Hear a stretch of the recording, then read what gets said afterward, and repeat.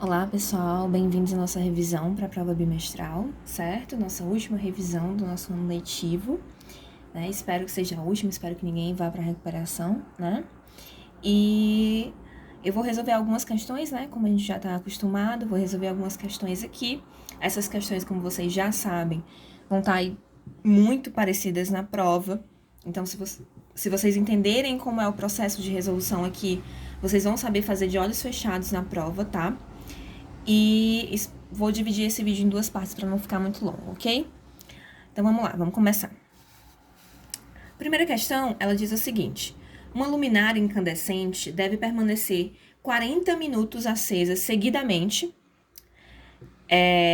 Deve passar 40 minutos acesa seguidamente. Encontre o valor da energia elétrica consumida em quilowatts-hora e joules. Nesse caso, a gente não vai calcular em joules, tá, gente? A gente vai calcular só em quilowatts-hora. Mas eu digo pra vocês como é que vocês fazem pra calcular em joules, caso vocês queiram, ok? Sabendo que a sua potência é de 120 watts, tá? Então, o que a gente vai fazer? Ele pede aqui energia consumida, né? E ele dá a potência e o tempo. A gente sabe que energia consumida é o quê? É potência vezes o tempo. Só que tem um detalhe. Esse tempo, quando a gente está falando de watts-hora, que é a unidade que ele quer, a gente tem que colocar esse tempo em horas, obviamente, né?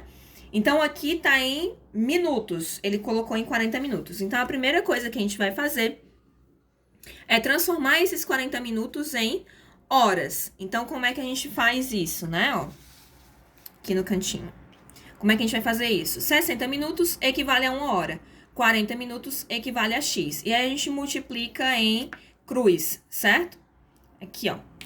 A gente vai multiplicar em cruz. Então, esse com esse, esse com esse.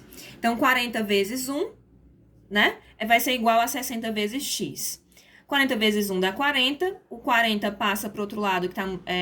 desculpa, o 60 que está multiplicando o X passa para o outro lado dividindo. Então, vai ficar que X é igual a 40 dividido por 60.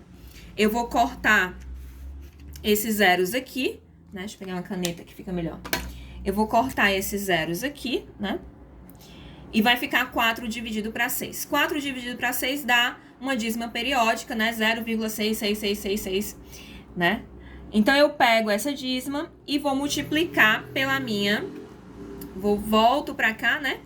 Descubro o valor do tempo, né? E vou multiplicar pela minha potência para saber a minha energia consumida. Então, a minha potência é 120 vezes 0,66666, vai dar 80 watts-hora. Só que ele quer em quilo. Cadê? Ele quer em kilowatts-hora. Então, ele quer, ó, em kilowatts-hora. Para fazer isso, para transformar de watts-hora para quilo, né? Qualquer unidade que tenha o quilo na frente, quilograma, sei lá, quilômetro. O quilo equivale, a gente já teve uma aula sobre isso, né?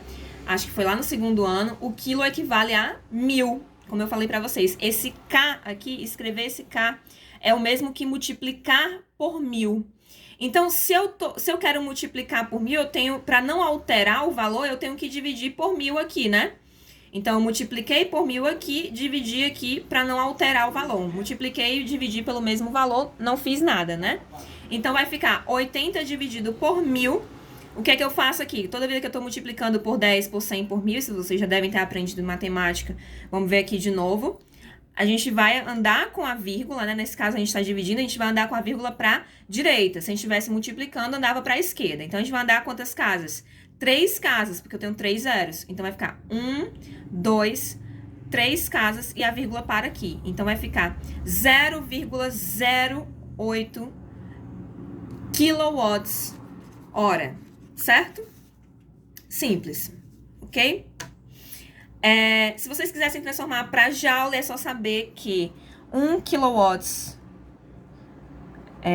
hora equivale a 3.600.000 joules, tá? 1 kilowatt-hora equivale a 3.600.000 joules, certo? E a segunda questão ela diz o seguinte: um gerador com força eletromotriz, olha só. Então, a gente já está falando de geradores, falando de força eletromotriz, eu vou usar a equação dos geradores, né? Nesse caso aqui. Então, ele diz que a força eletromotriz, o FEM dele, né, é de 50 volts. E que ele mantém entre os terminais lá do circuito, né, entre os terminais do próprio gerador, não do circuito, nesse caso aqui é dos terminais do próprio gerador, uma diferença de potencial de 40 volts. Então, a diferença de potencial do gerador, o U do gerador é de 40 volts e a força eletromotriz é de 50 volts, certo? Sabendo que a resistência interna é de 5 ohms, determine a corrente que passa pelo gerador. Então, ele quer saber a corrente. Eu vou usar, pessoal, a minha equação lá do gerador. A diferença de potencial vai ser igual, né, a força eletromotriz menos a resistência interna vezes a corrente que está sendo produzida por esse meu gerador.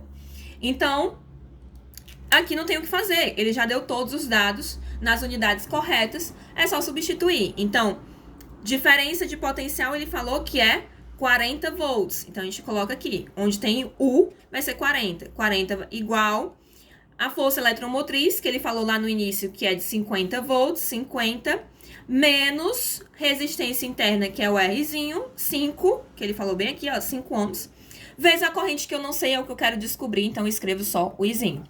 O que é que eu faço? Passo eu tenho que isolar o I, né? Então, vou passando tudo que tá do lado dele pro outro lado. Esse 50 que tá aqui somando, tá? O 50 eu tenho que olhar pro sinal que tá na frente dele, que é positivo, não tem nada, então é mais. Ele tá somando, ele vai pro outro lado, subtraindo, ok? Então, vai ficar 40 menos 50, igual ao menos 5 vezes I. O menos permanece aqui, tá, gente? 40 menos 50, né? Se eu tenho 40 e tiro 50, eu vou ficar devendo 10. Então, vai ficar que menos 10 é igual a menos 5 vezes I. Esses menos eu posso cancelar, né? E aí, vai ficar, esse 5 tá multiplicando o I, ele passa dividindo. Ok? Então, vai ficar 10 dividido para 5 igual a I. 10 dividido por 5, né? O número multiplicado por 5 de 10 é igual a 2 amperes. Muito fácil, né, gente? Muito fácil, só aplicar a equação do gerador. Então, duas equações que vocês precisam lembrar até agora para fazer a prova: da potência, da energia consumida, né? E a equação do gerador, tá? Que é essa daqui, ó, o ERI, tá? Só lembrar. Então, eu vou dividir em duas partes. As outras duas questões eu vou resolver no próximo vídeo, tá? Para não ficar muito longo. Então, é isso. Vamos lá pro próximo vídeo. Abraço.